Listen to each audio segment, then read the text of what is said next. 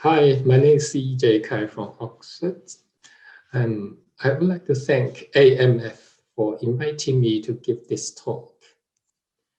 Actually, when I preparing this presentation, found that there are not much cholangiocarcinoma information about China. I think I decided to touch the base of general type of cancer and liver cancer before briefing the cholangiocarcinoma situation in China. China is a big country, accounts for a fifth of the world population. Like many other countries, China is facing challenges in cancer control and prevention, particularly because of recent decades of the rapid socioeconomic development and a growing aging population. So governments realize it is essential, it's important to establish a systemic cancer surveillance network on the population-based cancer registries for the country. From this chronological table, we learned the first cancer registry in China was set up as early as 1959. But it is not until 2002 a national central cancer registry was established properly. They collect data in a standard format.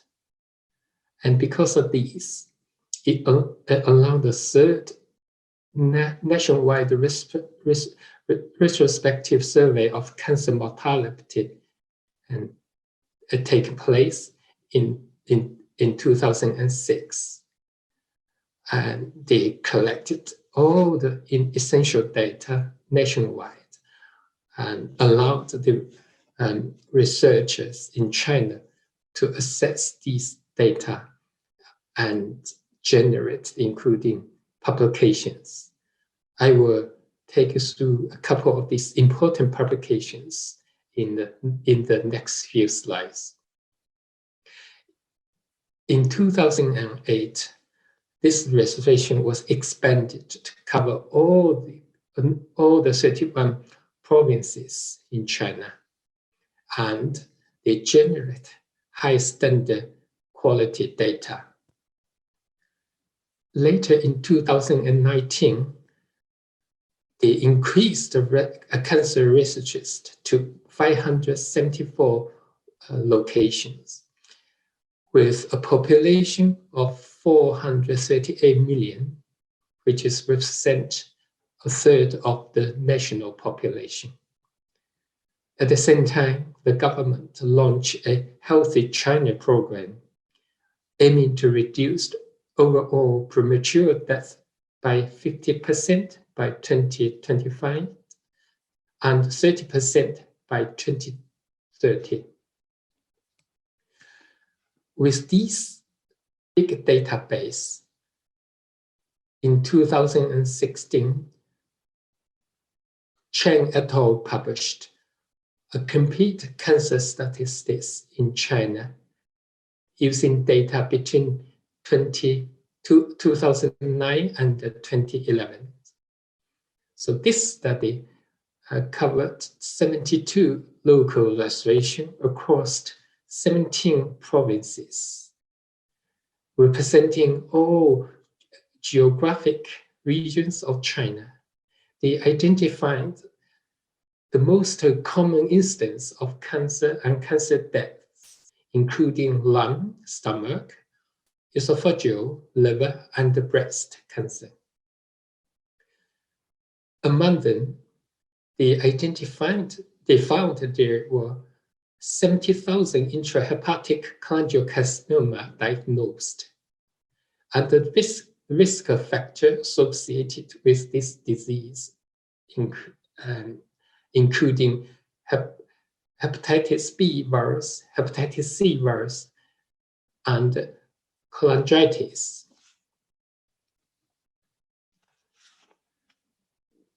They show the trends of the liver cancer is decreased between 2000 and 2011. Also, other type of cancers increased, like lung cancer, or sustained or no change. So this, they pointed out the successful of this reduction is mainly because of the infection controls of the hepatitis B and C for liver cancer. So in 2018, Dr. Chang et al. Published the liver cancer incidence and mortality in China based on temporal trends and the prediction to the 2030. So the yield source of this database, including 339 cancer registries. So they found the total number of new cases in liver cancer was 364,800, and total new death was 318,800. So based on, if we account the, if the cholangiocarcinoma account for 15% of liver cancer, so I estimated during that period of the peers, so the total new number of the cholangiocarcinoma is about 55,000.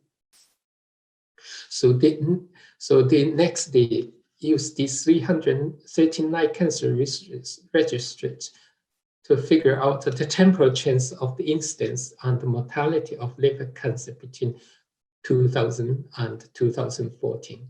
They also used the 22 cancer registries to formulate the trends of them from 2014 to 2030. So here they show the decreased incidence of the incidence and the mortality in liver cancer.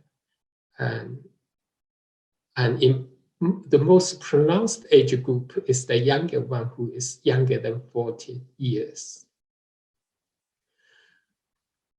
It suggested the reduction of the reduction trends of the incidence and mortality of liver cancer is because of the neonatal hepatitis B vaccination was included as part of the national immunization program in 1992. That was because of the hepatitis B was identified as the dominant risk factor, which contributed to 59% of liver cancer. And they also predict this reduction will continue from 2014 onward to 2030. So how about the cancer statistics in China in 2020? So Dr. Chow published a paper last year. So, and this analysis includes 1,152 local registries, represent 2.2% of nation population, which is about 598 million, across all the geographic regions of China. They found they found the top top 5 types of the cancer, and mainly contributed to the new incidence and the mortality of the cancer. So liver cancer appeared to be one of the top 5 malignancy in male.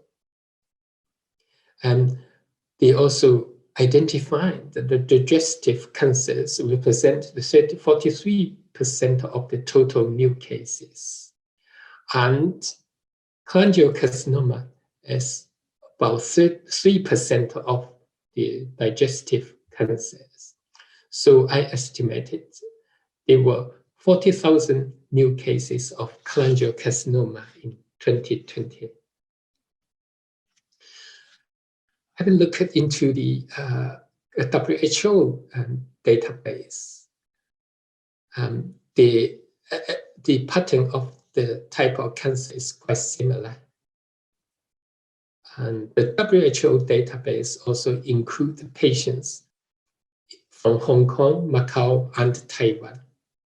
So they showed there were 9% of liver cancer in this population. So therefore, if account 15%, cholangiocarcinoma account 15% of liver cancer. So I estimated that there should be around 61,000 cholangiocarcinoma in 2020. They also show, the WHO also shown there were about 13% of mortality of liver cancer patients in 2020. So in summary, cancer is also a major health burden on China because of an increased variety of risk factors. So we need more data analysis for cholangiocarcinoma to get a more clear pictures of the incidence and precise pictures of incidence and mortality in China. So from the instance, as we know from the Dr. Barnell's reviews publications recently, and apparently China is one of the most high incidence of cholangiocarcinoma in globe, based on the publications in Shanghai, Hong Kong, and Taiwan. However, if we could analyze the incidence and mortality using the National Central Cancer Registries, I believe we could paint a complete picture for the cholangiocarcinoma in China. So I was trying to, because the cholangiocarcinoma data in China is really sketchy, I managed to get help from my collaborator in China. And we found a most recent of a guideline of the clinical management of the intrahepatic carcinoma 2020 edition. So this guideline was proposed by 31 experts of a group of the State Key Project on infectious diseases, on novel strategies of comprehensive and individualized surgical treatment of the viral hepatitis-related liver cancer. And I guess it's because of the intrahepatic cholangiocarcinoma cases becoming more prominent as difficult to treat. So they're trying to put the effort to combat this disease. So they identified these risk factors. Apparently, chronic liver disease and cirrhosis as one of the most important risk factors. In particular, hepatitis B, because it infected, there were 28% infection rates in the intrahepatic cholangiocarcinoma. And they also use the similar international standards for the diagnosis. Here I try to present you a most recent publication of the molecular profiling of the intrahepatic cholangiocarcinoma in a Chinese cohort. And in this paper, they try to share the therapeutic experience or by having the perform the clinical trial with the adjuvant chemotherapy and angiogenesis therapy for the later stage of intrahepatic cholangiocarcinoma. Within these 128 patients, they performed the next generation of sequencing and identified the 692 genetic alterations. And they found the most common mutation of the gene, including P53, KRAS, and ARIDIA. Interestingly, they found the IDH1 mutation and the FGFR2 fusions as less frequent compared to Lowry published in 2018, where the IDH1 and FGFR2 are commonly found in their publication. In addition, in this Chinese patient population, they found ERBB2 amplification is frequently identified, but this mutation is lower in Lowry published paper. So therefore, it demonstrated the unique molecular profiling of this Chinese population. And they also, as mentioned, they also carry out a clinical trial in a small number of patients, and they found the post-operative adjuvant chemotherapy and bevacizumab for late-stage patients increased the patient survival by 10 months, which is really striking. I guess the more large cohort study will be very interesting. Finally, their clinical management, including the surgery and the systemic therapy, is very similar to others. But it highlighted an interesting case where surgical resection reactivated hepatitis B after surgery in 9.5% of the hepatic cholangiocarcinoma who was HBV positive. So in summary, the incidence and the mortality of the cholangiocarcinoma remain to be evaluated from the National Central Cancer Registry of China. And chronic infection of HBV and HCV is still a dominant risk factor of cholangiocarcinoma in China. In the end, I would like to thank AMMF, who funded for one of my PhD students. And I would also like to thank you, my collaborator in China. Thank you for your attention.